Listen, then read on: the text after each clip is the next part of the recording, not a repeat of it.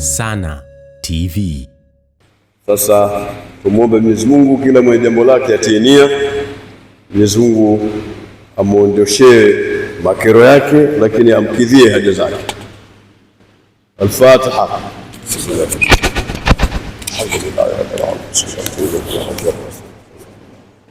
Bismillahir Rahmanir Rahim. Alhamdulillahi Rabbil Alamin. والصلاة والسلام على رسول الله صلى الله عليه وسلم. ربنا تقبل منا إنك أنت السميع العليم، وتب علينا إنك أنت التواب الرحيم، وهدنا ووفقنا إلى الخير وإلى صراطك المستقيم، يا أول الأولين ويا آخر الآخرين ويا ذا القوة المتين ويا راحم المساكين. يا سلام سلمنا والمسلمين، يا سلام سلمنا والمسلمين، يا سلام سلمنا والمسلمين. اللهم احفظ ديننا، اللهم احفظ ديننا، اللهم احفظ ديننا واحفظنا واحفظ ما معنا ومن معنا يا رب العالمين، يا رب المساكين. ارحمنا والمسلمين. سبحان ربك رب العزة عما يصفون، سلام على المرسلين والحمد لله رب العالمين. Waislamu, kwa ufupi, kama mlivyoona jana, Mwenyezi Mungu ametujalia kurejea nyumbani baada ya kutekeleza ibada ya hija.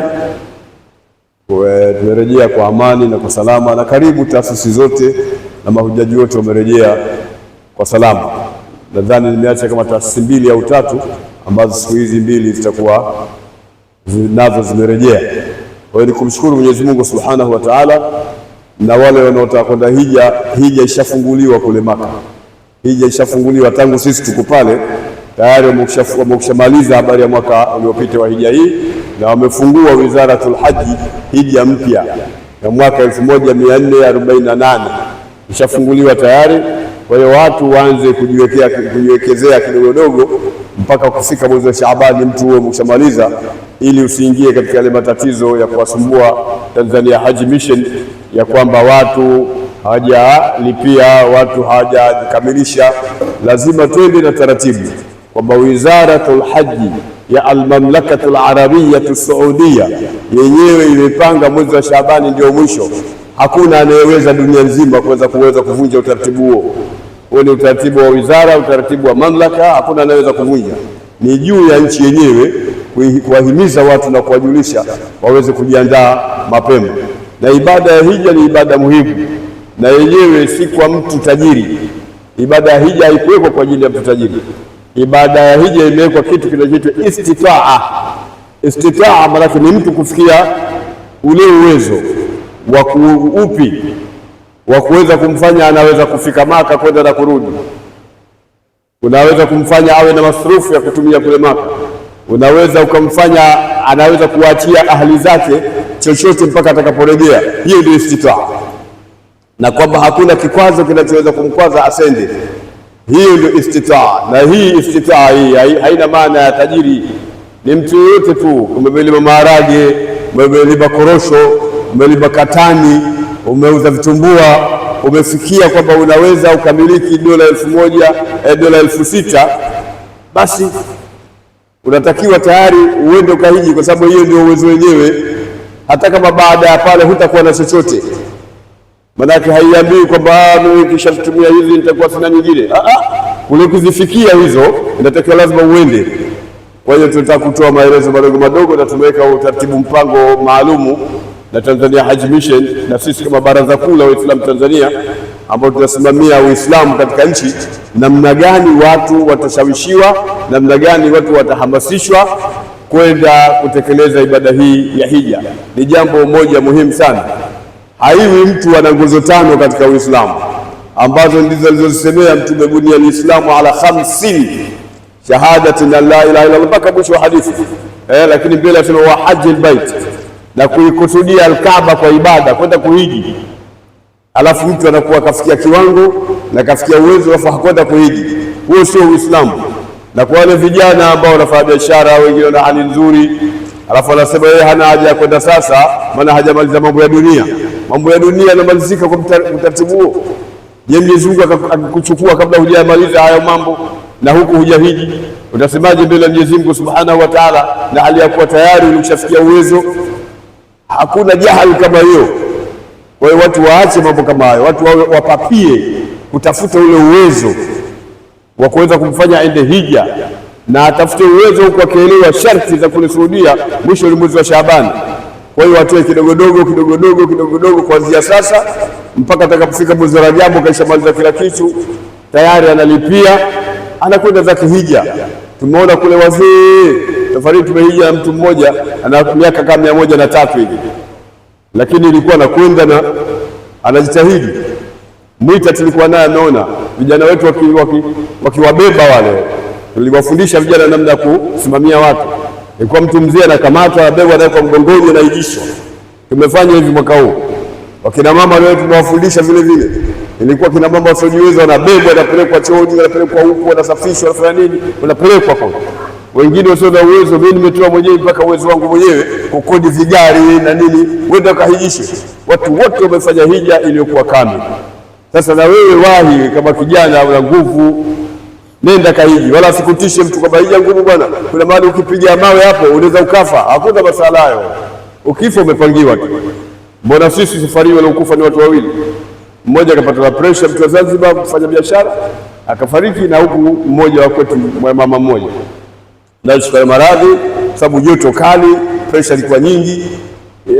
Joto ni hali ya hewa ya kawaida, kila nchi ina hali ya hewa yake. Sasa ilipojitokeza hali ya hewa na yeye mwili hauweza kunani, sio hija ndio iliomuua, ni hali ya hewa ile afya yake. Sisi tunaelewa na Simba kapo Sheikh Mahadi huyo hapa tulikuwa naye. Kwa hiyo msije mkadanganywa mkatishwa afu mkaacha kwenda hija kisa unaogopa jamarati. Jamarati hilo ya zamani ungeikuta wewe, sio ungeogopa zaidi. Yuko shekhe mmoja katika kipindi kile, tunaye Sheikh Musa huyo, alibanwa yule shekhe, alibanwa kule katikati kwenye kizaazaa cha Jawharatul Aqaba. Sisi tukakimbia kwenye ukuta huko ili kupisha watu wapite. Kile Sheikh Omar yao wanajua, watu wamemshika ile hiramu ya juu ile, wakaichojoa ile, wakaiondosha akabaki na chini. Kubaki na chini yuko mmoja ndiye anataka kujinusuru, akaikamata ile hiramu ile shekhe. Sasa ukiivua itakuwaje? Basi alizungumza Kiarabu kikamalizika, akazungumza Kiingereza kikaisha, akaamua kumwambia mtu niachie bwana, anamwambia Kiswahili. Sasa ameona yule mtu Kiarabu haelewi Kiingereza, yeye akamwambia Kiswahili, niachie bwana, utakuja kausura niachie. Hiyo Jamratul Aqaba ya wakati huo. Sasa hivi Jamratul Aqaba mahala pazuri kabisa, unapiga ukitaka chini, ukitaka unapiga ghorofa ya kwanza, ukitaka ya pili, ukitaka ya tatu, raha mustarehe. Na wakati ule ilikuwa ukienda hivi unapiga furudi ile ile ambako watu wanapandisha wewe uteremshe, kizaazaa chake nicho. Siku hizi mambo maendeleo makubwa, unakuja na hii, unakuja kupiga, unazunguka hii ya kutokea, raha mustarehe. Wewe anakutisha nani usende hija kwa sababu ya mambo kama haya? Jamani, jitahidini mwende hija, uzeni vitu vyenu, yani uzeni biashara zenu, fanyeni vitu vyenu, jitahidi mpaka uende. Mtu mmoja juzi, wakati jana juzi narudi, akasema mimi nakusudia kwenda hija inshallah taala, nimepewa pension yangu, nimeikata fungu kwa ajili ya mwaka huu, niende, itakaobaki ndio itakuwa ni ya kwangu na wanangu, lakini hii ni ya dini yangu hii, ninakwenda inshallah taala katika hija ya nani. Na kuna watu wengine kule wamesema tunarudia tena kwa utamu wa ladha ya hija mwaka huu. Watu watano tayari shapata, watu watano kule, 5 ashkhas, watu watano kule wamelaikishia kwamba tunarudi, mufti tunarudi. Na mimi mwenyewe mwaka huu mufti niliweka kando, nikaingia kazini kuwahijisha watu, niliingia kazini mwenyewe ili kuwafundisha vijana wetu namna gani ya kuhijisha watu. Kwa hiyo hija ilikwenda vizuri, hija ilikuwa tamu, hija ilikuwa na ladha. Watu hawataki kuondoka kule hija, watu wanataka hata mwaka mzima wawe kule kule. Na kwa Bwana Mtume Muhammad, sisi wakati tuko Mina tayari tutafanya booking kule, tumefanya booking na yakaja majibu kwamba tarehe Jumatano ndio tamu yenu, asubuhi wakina mama, jioni wakina baba. Kwa hiyo asubuhi tulipokwenda Madina wakapelekwa kina mama raudha, wakaenda kasali pale, na sisi jioni tukaenda, nikaongoza mimi mwenyewe, tukaongoza, tukaingia watu raha mustarehe. Watu wa kule waliponiojua mikabili mufti wakaniweka kando kidogo, kaambia pumzika kwanza, wache watu wako wapite. Wakaingia watu wangu wote mpaka kamalizika, mimi nikachukuliwa nikapelekwa katikati pale, kama haya kaa kwa muda ule unataka wewe.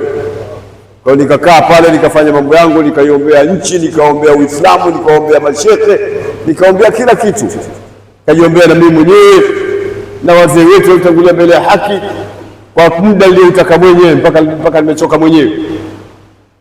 Hii ndio hali ya Al-Madinatul Munawwara, mambo mazuri kabisa, wala hakuna wasiwasi.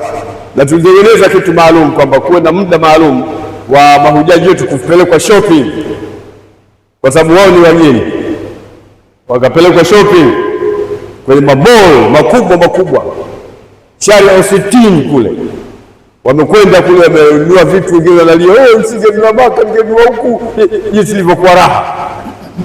Tumekuwa na vijana kama ule mtu wa Kiwelu cheza mpira yule wa Afrika na Simba Sports Club, amepata kama kichaa yule, anakwenda huku na huku anakwenda namna hii.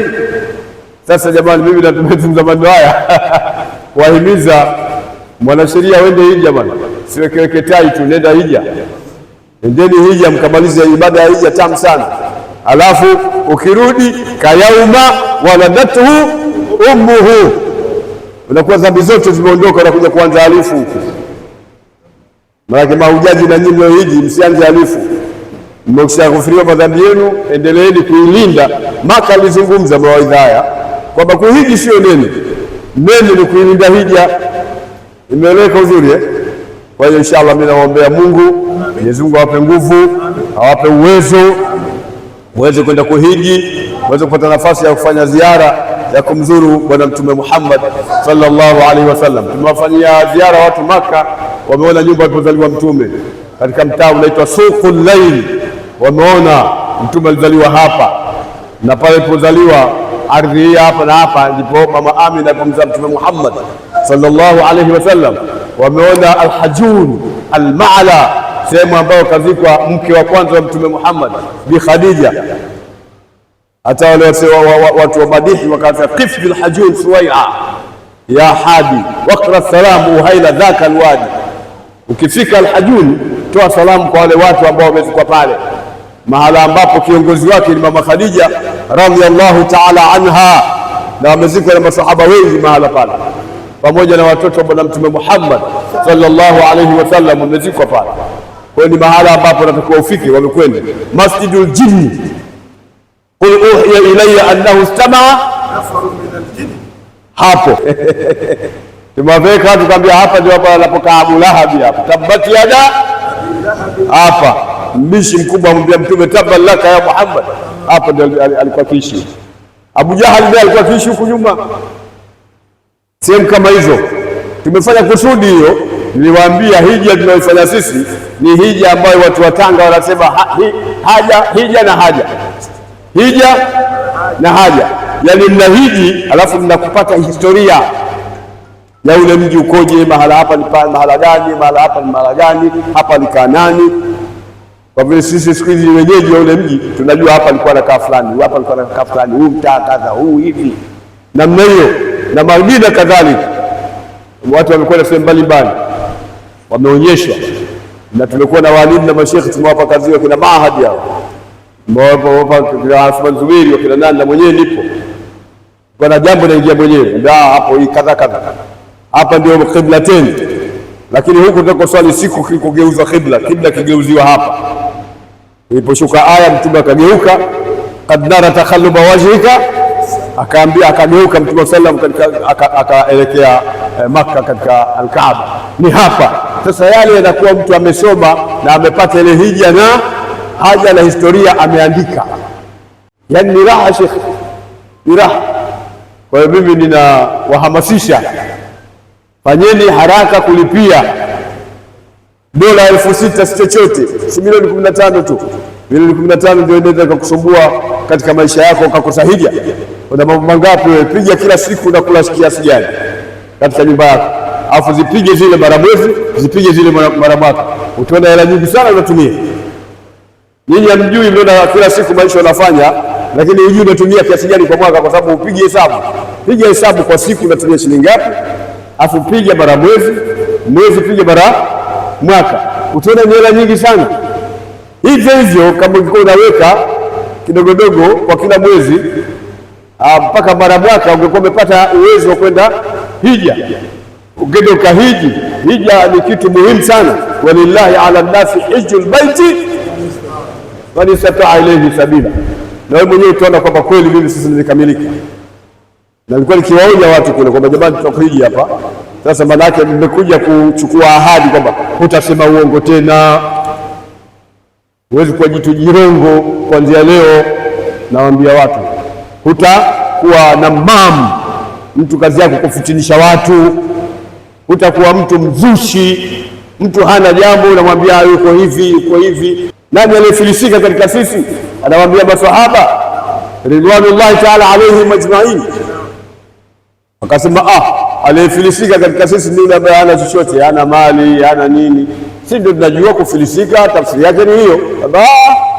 Aliyefilisika ni yule atakayekuja siku ya Kiyama wakati shatama hadha, amemtukana huyu, amemchukua mali ya huyu, amemnyang'anya huyu, amemvunjia heshima huyu, afanya hivi. Huyo atakuja hadi siku ya Kiyama hali ya kuwa amefilisika, kwa sababu yatachukuliwa yale mema yake, wapewe wale aliyowafanyia vibaya, aliyewadanganya, aliyewazushia, aliyewanyang'anya, wapewe. Aliyewadhulumu, aliyewatukana, aliyewasimanga, mama yake, swala yake inachukuliwa, hija yake inachukuliwa, zaka yake inachukuliwa, al-amru bil ma'ruf inachukuliwa kama alikuwa nayo, kila ibada, sadaka, nini aliyofanya, tilawatul Qur'an inachukuliwa. Wakishagawiwa sitakuwa imekwisha.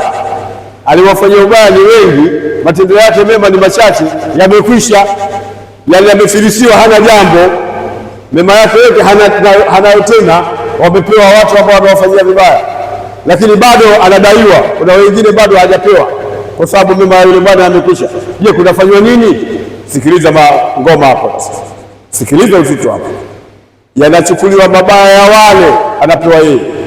Kama yule alikuwa mzinifu, kwamba hii zina sio yule, ni wewe ndio uliozini.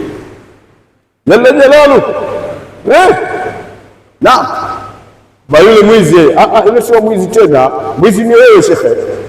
Yanachukuliwa ile wizi wake, unapewa wewe, unakuwa ni izi, wewe jitu zinzi, unapewa, unarithishwa yale, ndio unachukua na wewe. Mema yako yamemalizwa, alafu na madhambi ya watu wengine unabeusha wewe. Waweza jambo hiyo? Yauma la yanfa'u malun wala banun illa man ata Allah biqalbin salim. Hiyo siku hiyo, yauma yafirru almar'u, ndio siku ya namna hiyo. Watu wote wanatarajia rehema kwa Mwenyezi Mungu Subhanahu wa Ta'ala. Wewe unachukuliwa mabaya ya watu, unapewa wewe. Madhambi makubwa yanachukuliwa, unapewa wewe. Hii ni hadithi ya Bwana Mtume Muhammad sallallahu alaihi wasallam isiyokuwa na shaka katika riwaya yake. Unapewa wewe.